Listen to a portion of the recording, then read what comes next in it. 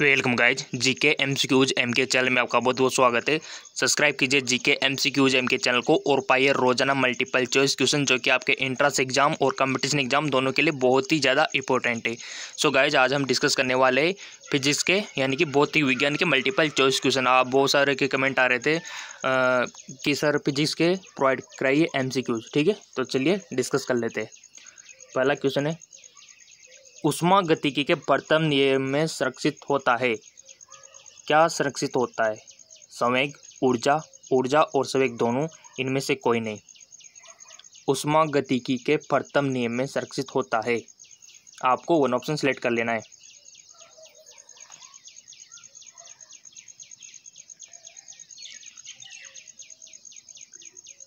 So guys जिसका right option हो जाएगा हमारे पास ऊर्जा। ठीक है, ऊष्मागतिकी के प्रथम नियम में क्या सुरक्षित रहती है? ऊर्जा सुरक्षित रहती है। चलते हैं नेक्स्ट क्वेश्चन की ओर। अगला है हमारा, निम्नलिखित द्रवों में कौन सा ऊष्मा का बहुत अच्छा चालक है? आपके सामने ऑप्शन है इत्र, बेंजीन, पारा, पानी। वन ऑप्शन आपको सेलेक्ट करना है। 5 सेकंड का टाइम है।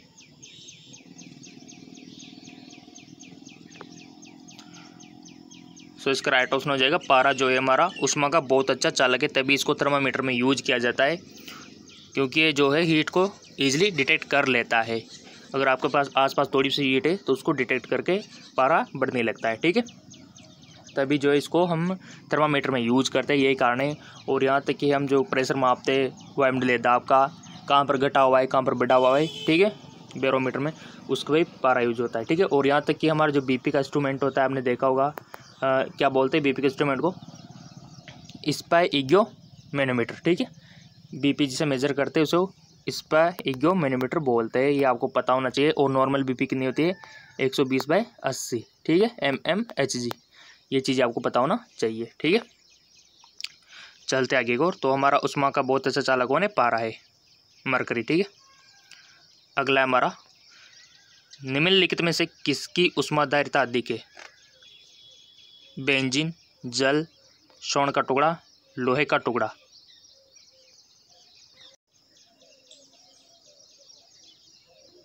सो इसका राइट ऑप्शन हो जाएगा जल, जिसकी ऊष्माधारिता क्या है? अधिक है। ठीक है, चलते आगे और। बर्नौली प्रमेय आधारित है। 11th में आपने पढ़ा होगा एनसीईआरटी में बर्नौली के बारे में। ऊर्जा संरक्षण, संवेग संरक्षण, या फिर आवेश संरक्षण, या फिर इनमें से कोई नहीं। बर्नौली प्रमेय 11th में पढ़ चुके हो आप।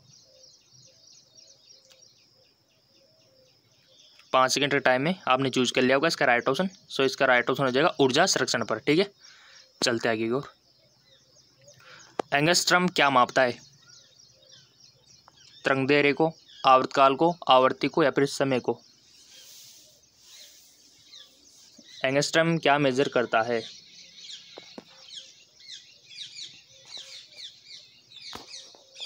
सो इसका राइट ऑप्शन हो जाएगा हमारे सामने तरंगदैर्घ्य को मेजर करता है एंगस्ट्रम। ठीक है, अगला है हमारा, चाबी ब्रिगेडी में कौन सी ऊर्जा होती है? स्थितिज ऊर्जा, गतिज ऊर्जा, संचित ऊर्जा, फिर यांत्रिक ऊर्जा?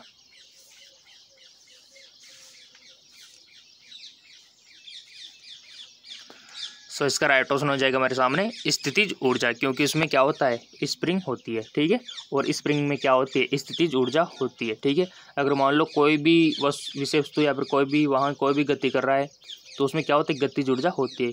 ठीक है, कोई भी मैटर अगर गति कर रहा है तो उसमें गतिज ऊर्जा होती है। ठीक है, यांत्रिक ऊर्जा क्या बोल सकते हो आप?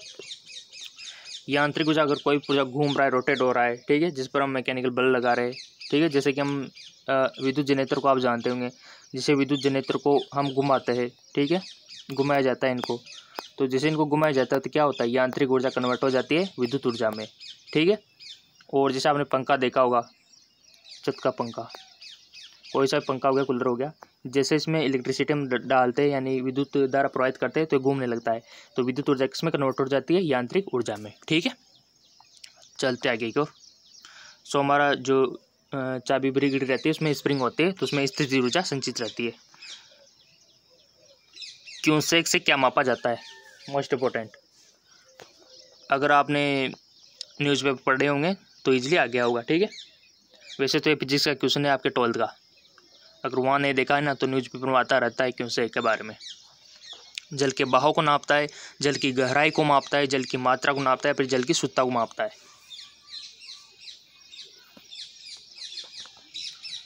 सो इसका राइट ऑप्शन हो जाएगा जल के बहाव को।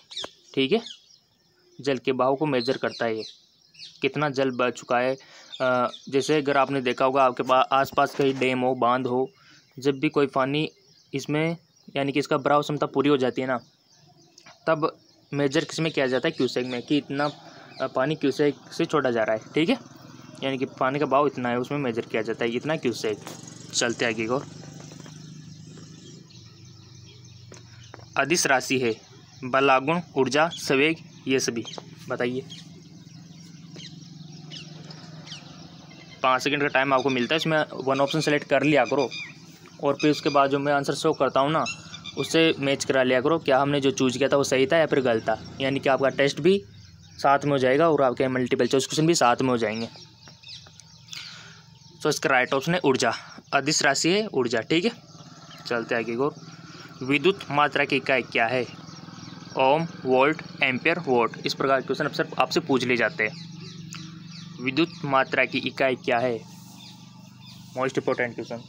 और गाइस जीके एमसीक्यूज एम के चैनल को सब्सक्राइब कर लो, बेल आइकन पर प्रेस कर लो, रोजाना आपको मिलेंगे multiple choice question, physics, biology, chemistry सबसे। ठीक है, जनरल नॉलेज, ये सारे मिलते रहेंगे आपको। सो इसका राइट ऑप्शन है क्या मतलब एम्पियर। ठीक है, विद्युत मात्रा की इकाई क्या है, एम्पियर। अगला है, मात्रकों की अंतर्राष्ट्रीय पद्धति कब लागू की गई, मात्रकों की अंतर्राष्ट्रीय पद्धति कब लागू की गई, 11th फिजिक्स, 1965, 1971, 1991, 1985।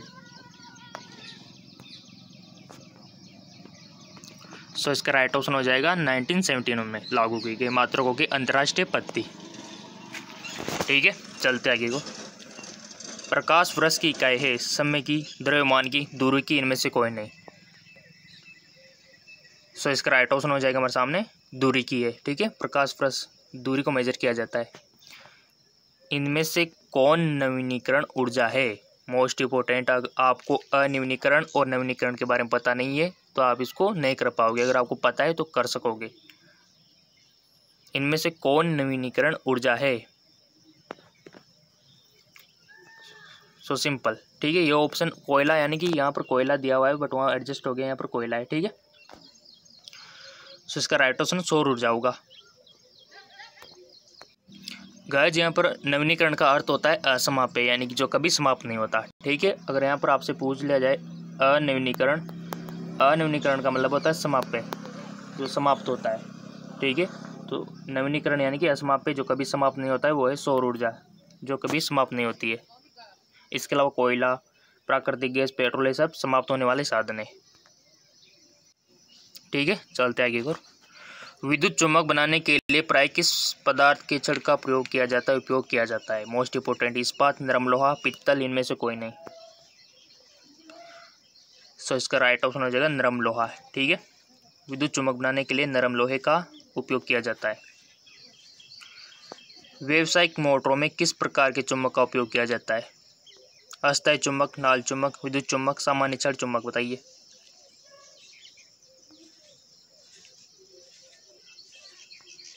सो इसका राइट ऑप्शन हो जाएगा विद्युत चुम्बक का।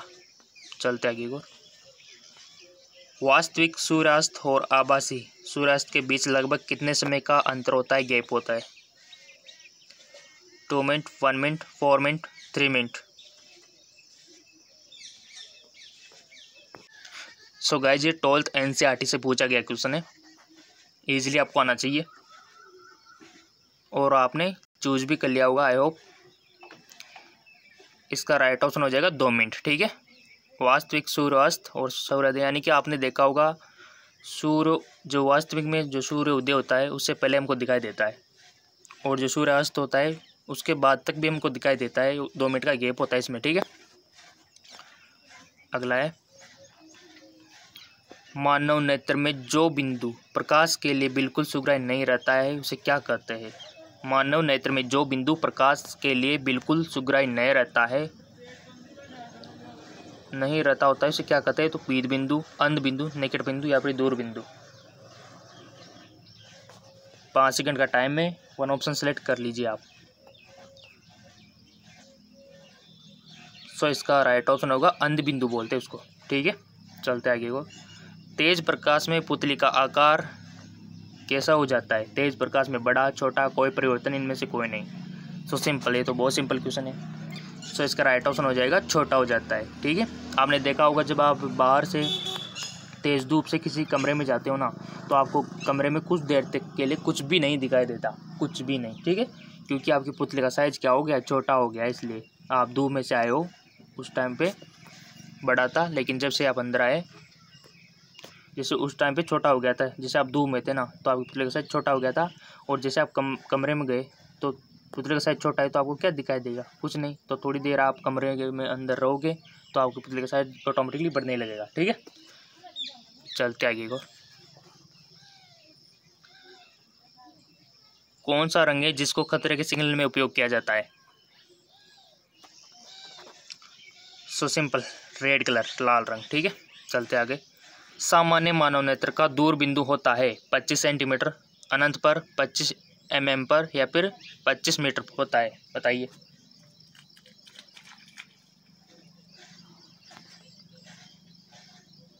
सो इसका राइट ऑप्शन है अनंत पर, ठीक है। सामान्य मानव नेत्र का दूर बिंदु होता है, दूर बिंदु की इसने बात की है, ठीक है।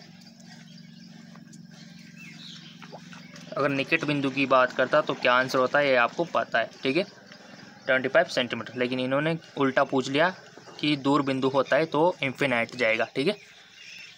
विद्युत बल्ब का फिलामेंट होता है, विद्युत बल्ब का फिलामेंट होता है तांबे का बना होता है, प्लेटिनियम का, टंगस्टन का, इनमें में से कोई नहीं।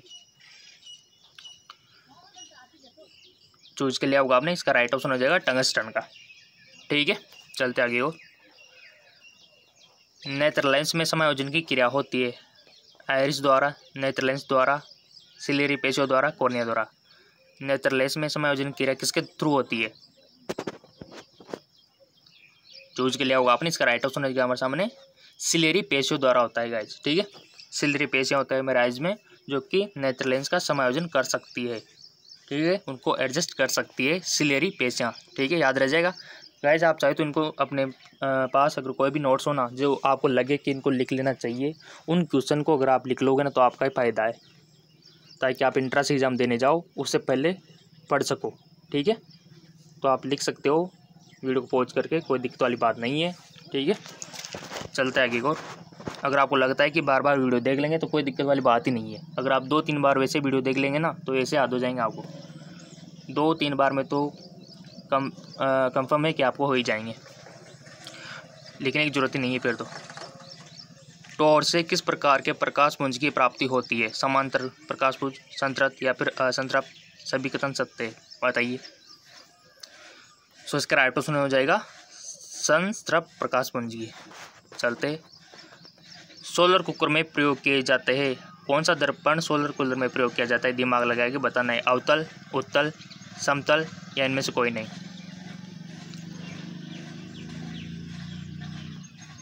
सो इसका राइट ऑप्शन हो जाएगा अवतल दर्पण, ठीक है।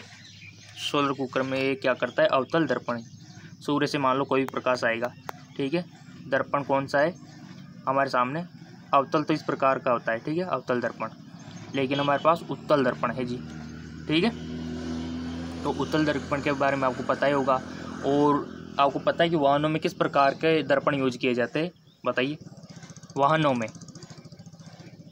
में जो यूज किए जाते हैं वो उत्तल दर्पण यूज किए जाते हैं, ठीक है, जिसमें प्रतिबिंब क्या बनता है? छोटा बनता है, ताकि सारा एरिया दिखाई दे ड्राइवर को। चलते आगे को। और प्रकाश को कलेक्ट करने के लिए अवतल दर्पण यहाँ पर यूज किया गया है सौर ऊर्जा में, ठीक है, सौर कुकर में, ठीक है। चलते आगे को। उत्तल लेंस की क्षमता होती है धनात्मक, ठीक है, उत्तल लेंस की क्षमता क्या होती है? धनात्मक। चलते आगे को। नेक्स्ट क्वेश्चन है हमारा, यदि दर्पण से बना प्रतिबिंब हमेशा सीधा आकार में वस्तु के बराबर है तो दर्पण किस प्रकार का होगा? दर्पण में बना प्रतिबिंब सीधा है, आकार में वस्तु के जैसा ही सेम टू सेम बराबर है तो दर्पण कौन सा होगा? अवतल होगा, उत्तल होगा या फिर समतल होगा, या फिर इनमें से कोई नहीं?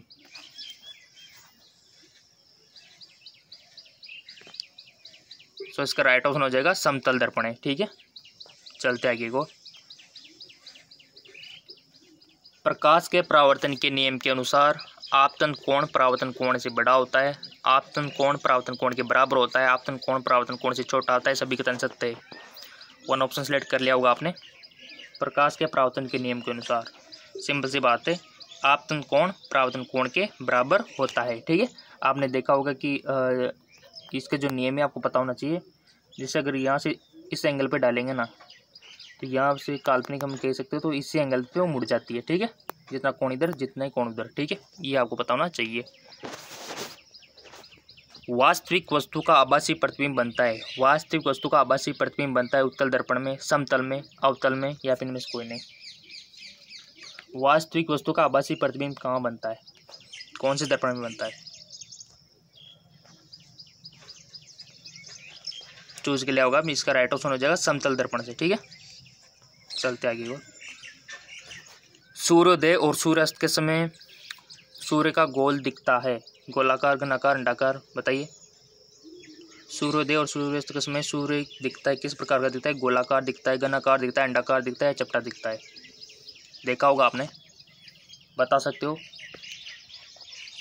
सो इसका राइट ऑप्शन हो जाएगा चपटा। ठीक है, रोगियों के नाक, कान, गले आदि की जांच के लिए डॉक्टर प्रयोग करते हैं समतल दर्पण, उत्तल दर्पण, अवतल दर्पण, या फिर इनमें से कोई नहीं। सो गाइस, इसका राइट ऑप्शन हो जाएगा अवतल दर्पण का यूज करते हैं। ठीक है, नाक, गले और आदि की जांच के लिए, ये मोस्ट इंपॉर्टेंट है। एंट्रेंस एग्जाम हो गया, कॉम्पिटिशन एग्जाम हो गया, पूछा जाता है बार बार कि रोगियों के जो नाक, गले, कान आदि की जांच के लिए डॉक्टर कौन सा दर्पण प्रयोग करते हैं? अवतल दर्पण। ठीक है, चलते आगे। आँख की पुतली किस प्रकार कार्य करती है? परिवर्ती द्वार की भांति, दृष्टि तंत्रिका की भांति, पुतली की भांति, अन्य। आँख की पुतली किस प्रकार काम करती है? तो इसका राइट ऑप्शन हो जाएगा परिवर्ती द्वार की भांति। ठीक है, अगला है, दीर्घ दृष्टि दोष वाला व्यक्ति के चश्मे में लगा होता है, क्या लगा होता है? दीर्घ दृष्टि दोष, निकट दृष्टि दोष, ये पता होना चाहिए। ठीक है, और जरा दृष्टि दोष, 3 होते हैं दोष, और इसका ट्रीटमेंट भी पता होगा तो आप इजीली कर पाओगे। दीर्घ दृष्टि दोष वाला व्यक्ति के चश्मे में क्या लगा होता है? अवतल, या फिर दीपोक्स लेंस, या फिर उत्तल लेंस, या फिर बेलनाकार लेंस, बताइए। 5 सेकंड का टाइम है आपके पास। सो गाइस, इसका राइट ऑप्शन हो जाएगा मेरे पास उत्तल लेंस। ठीक है, अब पहले तो क्या होता है कि दीर्घ दृष्टि दोष का मतलब क्या है? यानी कि व्यक्ति को दूर की वस्तु तो साफ दिखाई दे रही है। ठीक है, दूर की वस्तु क्या दिखाई दे रही है? साफ, लेकिन पास की वस्तु साफ नहीं दिखाई दे रही है। ठीक है, तो ऐसे में साफ दिखाने के लिए क्या करना पड़ेगा? दूर की तो साफ दिखाई दे रही है, ठीक है, बट पास की उसको साफ नहीं दिखाई दे रही है, तो ऐसे में कौन सा यूज करना पड़ेगा? उत्तल लेंस यूज करो, ताकि ये हमको पास का भी सही दिखाई देने लगे। ठीक है, चलते आगे को। दूरदृष्टि दोष वाले आंखें साफ देख सकती है, दूरदृष्टि दोष वाली आंखें साफ देख सकती है, बताइए। निकट की वस्तु को, बड़ी वस्तु को, दूर की वस्तु को, बताइए। दूरदृष्टि किसको, जिसको है, तो उसकी आंखें किस चीज़ को साफ देख सकती है? पास वाली को, दूर वाली को, या फिर बड़ी को, बताइए। या फिर इनमें से कोई नहीं। अभी तो मैंने बताया ही है, जिनका थोड़ा सा ध्यान था वो इजीली कर पाएगा दूर की वस्तु को। ठीक है गाइस, इसमें एक प्रकार से उल्टा है। जिसे पूछा जाए ना कि दूर दृष्टि दोष, यानी कि दूर की वस्तु हमको सही दिखाई दे रही है। दोष तो है दूर का, बट वही चीज़ हमको सही दिखाई दे रही है, ये थोड़ा सा ध्यान रखना है। निकट दृष्टि दोष, यानी कि निकट की वस्तु हमको साफ दिखाई दे रही है। ठीक है, तो इसका मतलब इस प्रकार से आप समझ सकते हो। दूर दृष्टि यानी कि दूर की वस्तु अच्छी दिखाई दे रही है, निकट दृष्टि यानी कि निकट की वस्तु अच्छी दिखाई दे रही है। इस प्रकार से याद रखना पड़ेगा आपको, नहीं तो आप कंफ्यूज होके इनके सवालों के जवाब उल्टा सुल्टा करके आ जाओगे। ठीक है, याद रह जाएगा, ट्रिक के साथ याद रखना है। देखो, दूर दृष्टि यानी कि दूर की वस्तु अच्छी दिखना, निकट दृष्टि यानी कि निकट की वस्तु अच्छी दिखना। ठीक है, चलते आगे और इंद्रधनुष किस प्रकार का स्पेक्ट्रम है? प्राकृतिक, कृत्रिम, कृत्रिम, प्राकृतिक, सभी कथन सत्य है, बताइए। सो सिंपल इसका राइट ऑप्शन हो गया प्राकृतिक स्पेक्ट्रम है। ठीक है, प्रिज्म के थ्रू भी आप बना सकते हो या फिर कर पे भी आप बना सकते हो, दर्पण के द्वारा, समतल दर्पण के थ्रू। ठीक है, किस प्रकार बनाया जाता है आपको पता ही होगा। उसने एक से भी आपके पास कोई भी औजार हो, उसमें पानी भरना है, पानी भर के किसी में भी भर सकते हो, कोई भी प्लेट हो गया, कोई भी थाली हो गई, ठीक है, परात हो गई, उसमें पानी लेके आपको कुछ नहीं करना। यहाँ पर आपको जैसे सूर्य का प्रकाश इधर से आ रहा है तो इसके सामने इसमें पानी में दर्पण रख देना है। इधर से जैसे सूर्य का प्रकाश आएगा तो इसका रिफ्लेक्ट आप थोड़ा सा मतलब जहाँ पर अंधेरा हो ना वहाँ करना, तो वहाँ पर धनुष बन जाएगा। ठीक है, इस प्रकार आप बना सकते हो ग्रह पे भी।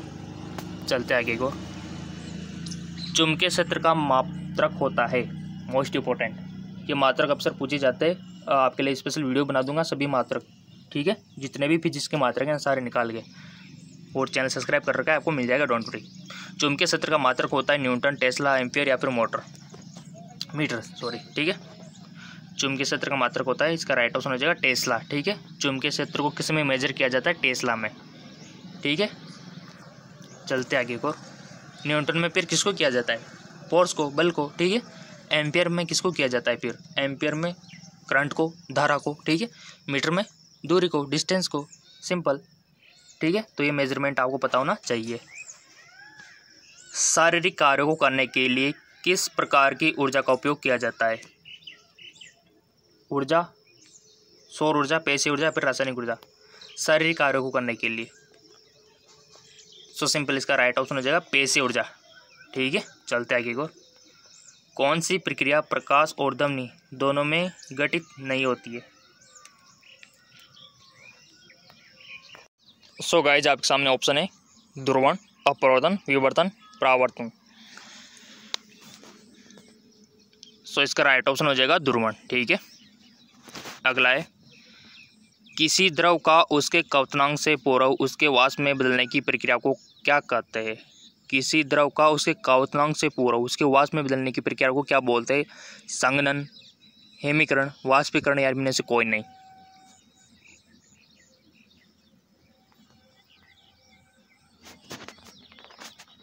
पाँच सेकंड का टाइम है, आपने चूज कर लिया होगा इसका राइट ऑप्शन। सो इसका राइट ऑप्शन हो जाएगा वाष्पीकरण। ठीक है, किसी द्रव का उसके क्वथनांक से पूर्व वाष्प में बदलना वाष्पीकरण कहलाता है। उष्मा का सबसे अच्छा चालक है, मोस्ट इंपॉर्टेंट क्वेश्चन, चांदी, तांबा, सोना, इनमें से कोई नहीं। उष्मा का जो हमारी हीट होती है उसका सबसे अच्छा चालक कौन है? सो इसका राइट ऑप्शन हो जाएगा चांदी, सिल्वर। ठीक है, सिल्वर बेस्ट चालक है। और इसका अपोजिट पूछा जाए तो, सबसे अच्छा कुछ चालक पूछा जाए तो फिर क्या करोगे आप? सो गाइज अगर आपसे पूछा जाए कि कार्बन में जैसे कि इसका उल्टा अपोजिट पूछा जाए, जैसे कि हीरा होता है ना, वो कुछ चालक होता है। ठीक है, चलते आगे और नेक्स्ट क्वेश्चन है कि किसी मनुष्य के शरीर का तापक्रम होता है 65 degree, 95 degree, 98 degree, 99 degree. Normal temperature कितना होता है ह्यूमन बॉडी का, आपको पता होना चाहिए, मेडिकल स्टूडेंट। सो सिंपल 98 क्या है, डिग्री सेंटीग्रेड या फिर फ़ारेनहाइट है, ये भी पता होना चाहिए आपको। 98.8 होता है हमारा फ़ारेनहाइट। ठीक है, अगर डिग्री सेंटीग्रेड में पूछा जाए तो 37 डिग्री सेंटीग्रेड। ठीक है, कन्वर्ट करना आना चाहिए आप फ़ारेनहाइट को डिग्री सेंटीग्रेड में, और डिग्री सेंटीग्रेड को फ़ारेनहाइट में कन्वर्ट करना आना चाहिए आपको, तभी बात बनेगी। ठीक है, और बहुत सारों को तो आता होगा, 9th की बुक में दिया हुआ है वैसे बेसिकली, डिग्री सेंटीग्रेड को फ़ारेनहाइट में और फ़ारेनहाइट को डिग्री सेंटीग्रेड में कैसे कन्वर्ट करते हैं। चलते आगे को, निम्नलिखित में से किस द्रव का घनत्व सबसे कम होता है? मरकरी का, पेट्रोल का, सब जल का, नमकीन जल का। सो इसका राइट ऑप्शन हो जाएगा पेट्रोल का, जो होता है घनत्व सबसे कम होता है। ठीक है, पेट्रोल का। आप जैसे भी देखोगे बाहर निकालते उड़ने लग जाता है ये। ठीक है, चलते आगे को, सूर्य की ऊर्जा उत्पन्न होती है ऑक्सीकरण द्वारा, नाभिकीय विखंडन द्वारा, मोस्ट इंपॉर्टेंट क्वेश्चन है आयनन द्वारा, नाभिकीय संलयन द्वारा।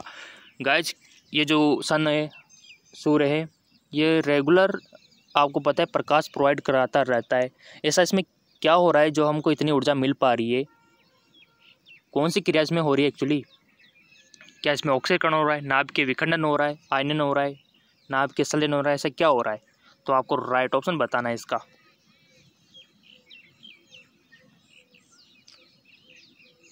सो इसका राइट ऑप्शन हो जाएगा नाभिकीय संलयन। ठीक है, आप कंफ्यूज हो जाते होंगे नाभिकीय विखंडन और संलयन में, तो नाभिकीय संलयन में होता है गाइस। नाभिकीय संलयन के थ्रू ही हमको सूर्य से प्रकाश मिल पा रहा है आज दिन तक। ठीक है, आपने 12th NCERT में अवश्य पढ़ा होगा, नाभिकीय संलयन से हमको सूर्य की ऊर्जा प्राप्त हो पा रही है। ठीक है, लिख भी सकते हो अपनी नोटबुक में, नाभिकीय संलयन से सूर्य की ऊर्जा उत्पन्न होती है। ठीक है, ताकि एंट्रेंस एग्जाम में ये क्वेश्चन आ जाए तो आप डायरेक्ट इसको टिक कर दो। चलते आगे और, श्यानता की इकाई है वाइजली, पास्कल, इनमें से कोई नहीं। श्यानता आप पढ़ चुके हो 11th में। इसकी यूनिट क्या है, किस में मापते हैं श्यानता को? सो इसका राइट ऑप्शन है वाइज में। ठीक है, वाइज इसका इकाई है। अगला है, वह कौन सा बल है जिसके कारण पिंड धरती के केंद्र की ओर खींचा चला जाता है? वह कौन सा बल है जिसके कारण पिंड धरती की ओर खींचा चला जाता है? द्रव्यमान है, आवेग बल है, गुरुत्वाकर्षण है, संवेग है, आपको बताना है।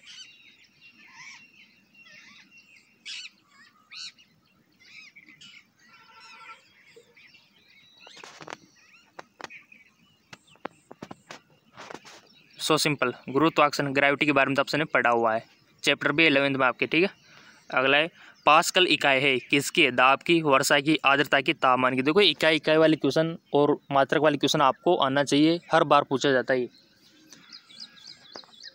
चाहे तो आप चार्ट भी बना सकते हो ताकि आपको सारे मात्रक एक जगह मिल जाए, सारी इकाइयाँ एक जगह मिल जाए। बुक भी आती है बेसिकली, बट वो आप परचेज नहीं कर पाओगे। ठीक है, वीडियो बना दूंगा मैं अगर आप मेरे को टाइम मिला दो। ठीक है, इकाइयों के ऊपर, ताकि आपको सुविधा रहे। सारी इकाइयाँ आप पढ़ के चले जाओ, सारे मात्रक आप पढ़ के चले जाओ, आपका एंट्रेंस एग्जाम देने, कंपटीशन एग्जाम देने। अगला है, गुरुत्वाकर्षण के सार्वभौमिक नियमों का प्रतिपादन किसने किया? गुरुत्वाकर्षण के सार्वभौमिक नियमों का प्रतिपादन किसने किया? गैलीलियो ने, न्यूटन ने, कोपरनिकस ने, या फिर इनमें से कोई नहीं।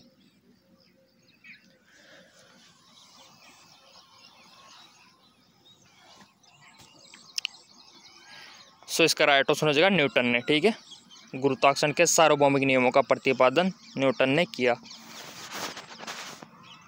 अगला है, निम्नलिखित में से कौन वेक्टर मात्रा, निम्नलिखित में से कौन वेक्टर मात्रा, ऊर्जा, तापमान, बल, चाल? इसका राइट ऑप्शन हो जाएगा बल। ठीक है, खाद्य ऊर्जा को हम किस इकाई में माप सकते हैं? जूल में, कैलोरी में, अर्ग में, या फिर इनमें से कोई नहीं? बताइए, खाद्य ऊर्जा को किस में मेजर कर सकते हैं?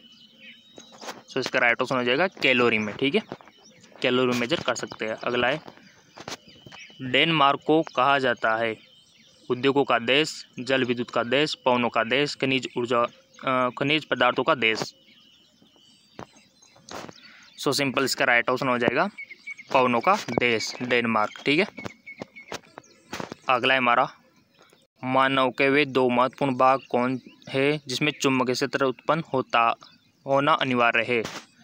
बताइए, मोस्ट इंपोर्टेंट क्वेश्चन हो गया है। तो मानव के दो महत्वपूर्ण भाग कौन से है जिसमें चुंबकीय क्षेत्र का उत्पन्न होना अनिवार्य, कंपल्सरी है? हाथ और पैर, मांसपेशियां तथा हृदय तथा मस्तिष्क, नेत्र तथा दृक तंत्रिका है। मोस्ट इंपोर्टेंट क्वेश्चन है, नोटबुक में नोट कर लो इसको, चाहे तो आप स्क्रीनशॉट भी ले सकते हो उसका। आई होप आपने चूज कर लिया होगा इसका राइट ऑप्शन। चेक कर लेते हैं, इसका राइट ऑप्शन होगा हृदय और मस्तिष्क, यानी कि हार्ट और ब्रेन। ठीक है, यहाँ पर चुंबकीय क्षेत्र उत्पन्न होना अनिवार्य है, जिसके थ्रू ये फंक्शंस कर पाते हैं। ठीक है, चलते आगे और 50 क्वेश्चन है हमारा, किसी वस्तु का प्रतिबिंब आँख के किस भाग पर पड़ता है? वह है कॉर्निया, रेटिना, आइरिस या फिर पुतली? बताइए,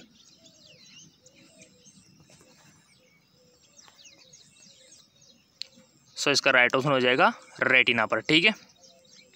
सो गाइस यहाँ पर हमने 50 क्वेश्चन डिस्कस करे फिजिक्स के।